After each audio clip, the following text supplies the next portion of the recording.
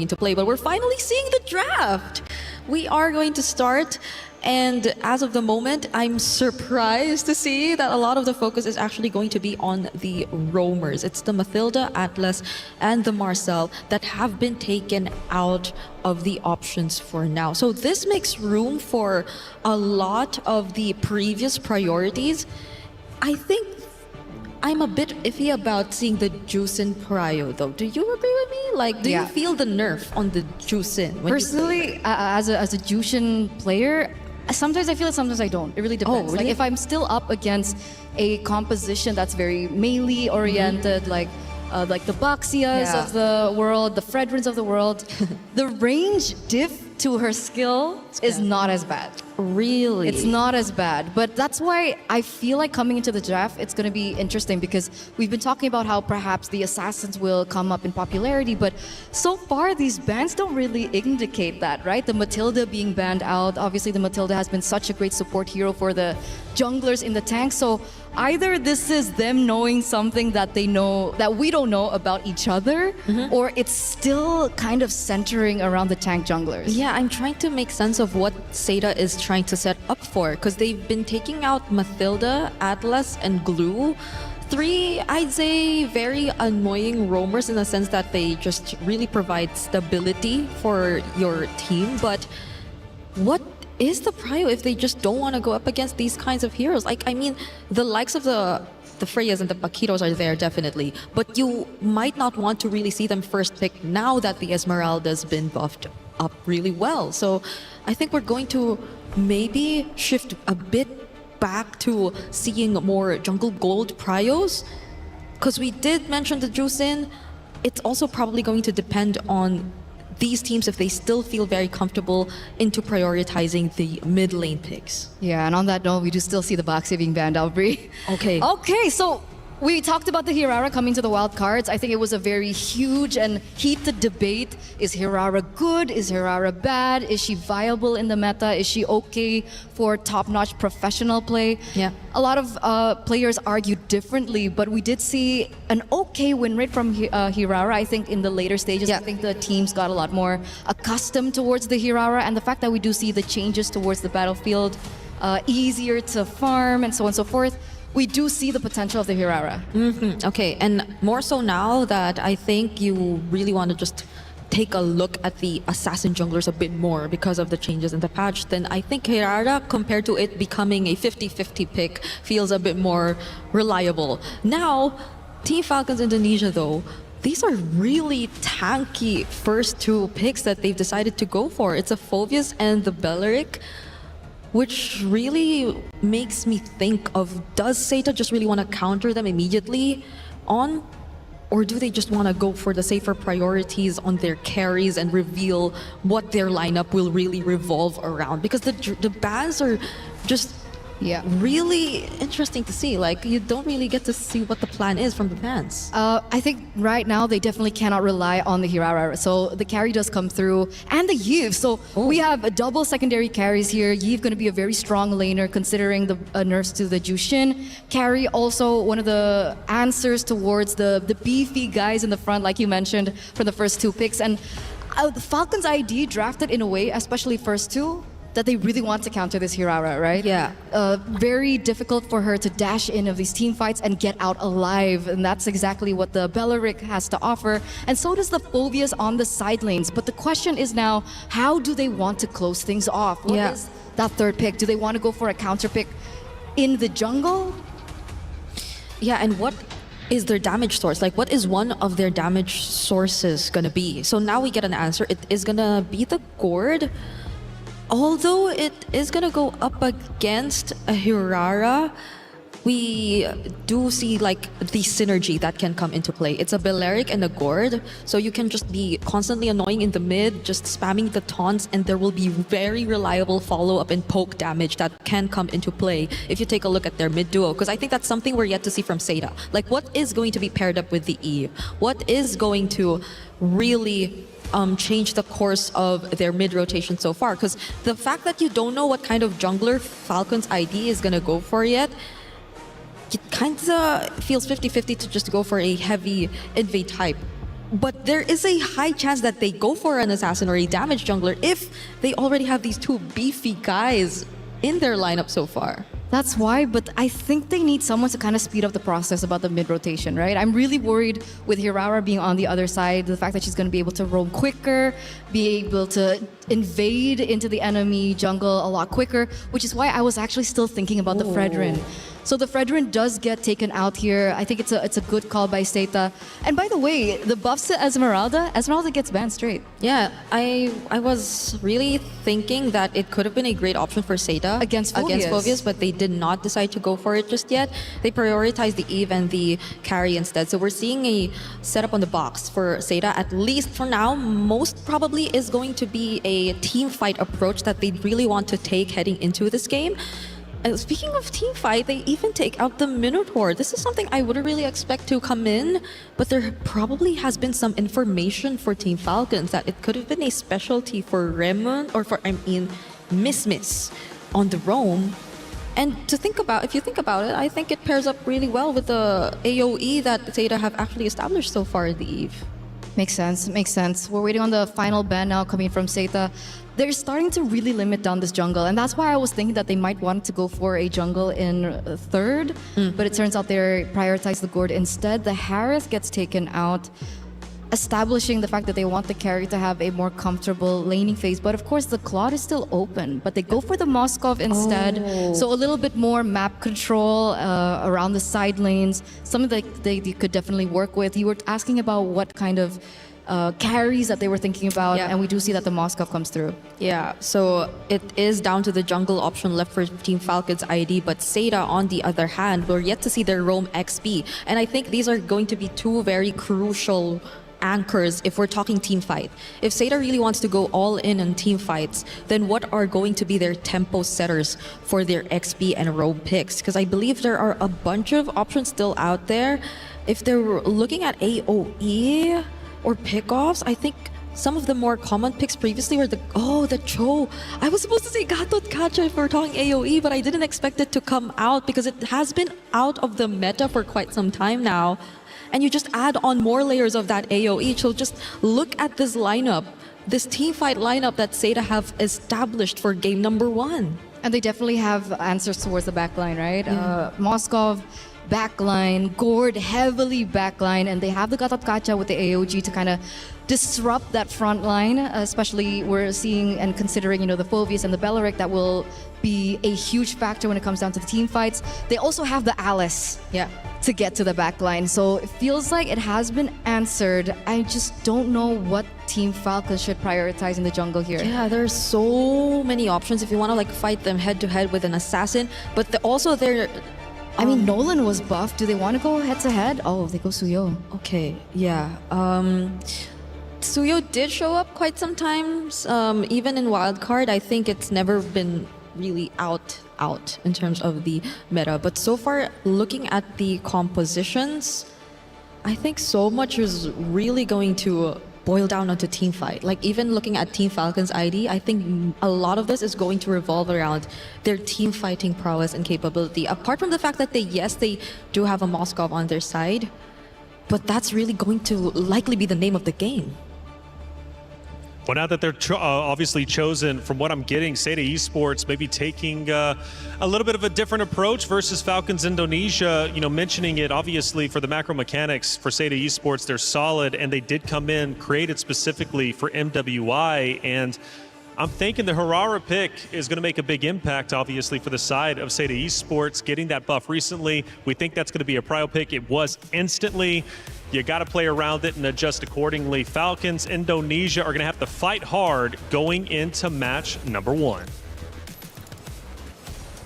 Here we go. Thank you so much to the panel. We're here. It's me, Mirko, and Athena to bring you game number 1 into the land of Dawn. We go for the opening match of MWI EWC2026. We get a quick look at the emblems here, straight up. It's kind of crazy that they went for the Hirara, the Yeve, and the carry straight up. SAETA, they just put everything on the board, no hidden cards coming into the second phase. And that's the thing. SAETA is actually known to adjust their composition quite well. Depends on who they're up against with. And with Falcons back here for MWI 2026, we're kind of seeing a different assembled version of them by missing out some of the few seasons a while back. But now they're back for vengeance. And looking at the draft, Eterna and Brigida had discussed that they want to go head-to-head, especially on the jungle. You mentioned the Hirara. Now we got the Suyu back on top here for the Manda or Sev. I don't know about the matchup, dude. The Suyo has really gone down in stocks the last patch after the big nerfs on skill 2, some of those cooldowns as well. But the Hirara, on the other hand, has been finding a lot of success even in the utility meta and wildcards that we saw. Just a few fights here and there. Fanwa. Okay, Raimundo will immediately fall down. It's a great answer here for SAETA. Setting the tone, immediate takedown onto the roam. Seva trying to go for the pickoff. Will there be a trade? Yes, indeed. Joe with a kill immediately onto Zev. Now it reflects the nerf onto that Suyo. We questioned it and it's instantly answered. Guy. Great laning phase so far against Liv, but the Suyo, that clearing speed definitely took a hit. And for Zoe on the Hirara, it's just been fantastic. Free turtle with all the setup they've been given, with mid-prio as well. I think that's one of the main things about the Belleric. You really gotta wait for level 4 before you're actually useful, when you could see with Fanhua and the Gatakacha, it's just playing 1 to 3, getting the prio, and then utilizing and revitalizing that brutal sustain.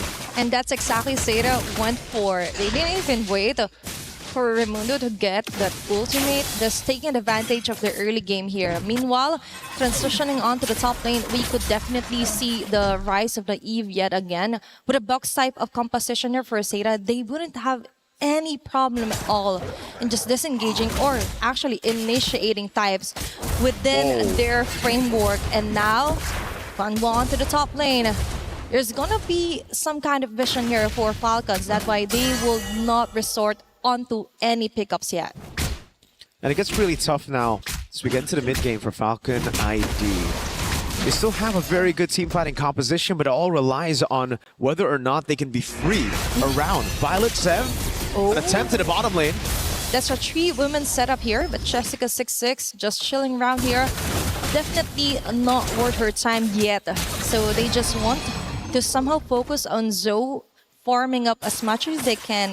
And so far, there was some kind of question for a set of division if they can withstand fast-paced tempo disruptors. But looking at their early facing, looks like they got this one on the back. Does look like that's the case. SAETA's composition scales really well as well. We're talking about just pure damage output around these team fights. Falcon ID, on the other hand, they're really going to have to rely on the Suyo and the Moskov to try to play these side lanes, build on that macro advantage, and then try to split SAETA up, because it really looks like as long as SAETA stick together, they get tempo around the map with Zoe and Jessica, they should just be able to build a solid box to play around, and that's exactly what both teams want to play around this time. Yep. On to Turtle 2. It's a box for SAETA. It's up to Falcons to break it. Okay, Falcons immediately goes in with a taunt here. Violet on the other hand, going for the follow-up. Jessica 6'6" onto the back, targeting Liv and Livy as well. Livy falling down. But on the front lane, just dishing out those damages. There's going to be a chase here.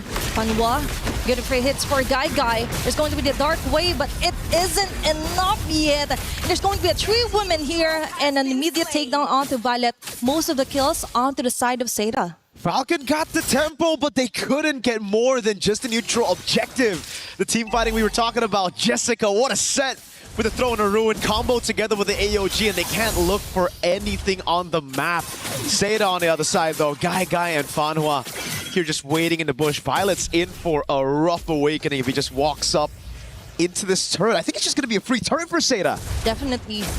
Falcons right now, they can't risk another sudden death like that. Looking at the SAETA way here, they just want to be the one to set the tempos. Falcon ID just isn't giving any objections at it, and SAETA Division is mostly the ones setting up most of the team fights. If it doesn't matter to them, they just go around and go farm help as much as they can. Equipment check. The cursed helmet for the first item from Mrs. Jessica. 1v1 for both the assassins. Sev takes the Safe route. Gets away in time. Liv playing this weak side. Everybody corralling into the bottom lane, trying to get Guy the turret. Okay, there's always Jessica onto the front line, so Falcon's ID can't do nothing about it. They don't have the skill set yet and the arsenals to totally disrupt Jessica in the process. But as you mentioned, you already have the Skypiercer for Sev. They have to get those numbers rolling if they want to somehow contest neutral objectives. And speaking of which, in less than 10 seconds, there's going to be one, and SAETA already has their eyes on this one. It's just such great adaptations, such quick adaptations from SAETA. They noticed how slow they were to actually walk up and get these positions earlier. Everything all into Jessica. That's a very nice missed gusher for Livy in a soul with a flicker in. Final with a killing spree. Caught off guard yet again. Their jungler. Looks like it's going to be a backfire onto Falcon, tracing down onto the backline. Zhao onto Mundo. They're going their own way. Violet falling down as well. Livy onto Zhou. Looks like there's going to be an easy kill for her. Or not, might be. Going to the tower lock or tower hug here. But SAETA Division still came up on top on that clash. Falcons try to all in on the main frontliner. Jessica just took it like a champ, and everybody else went in for the re-engage. Now it's Liv caught all alone by Name. Okay, there's one to avoid Crystal. Oh. Okay, that's a sandwich meta. Liv forced to go out of her way just to escape SAETA Division. 3K gold lead. Things are not looking good right now for Falcon's ID. No, they were really just looking for a trade there around the fights in the bottom lane. Now Doe might go for the 1v1 again. If Sev uses that first skill. No, just a Soul Sever. Okay, it's going to be Karasu. Trying to dash his way out. Go with a chase. Looks like they go in for the discipline yet, because there's another neutral objective being targeted. A very smooth transition here for SAETA Division. All neutral objective most of the time goes onto the hand of Joe.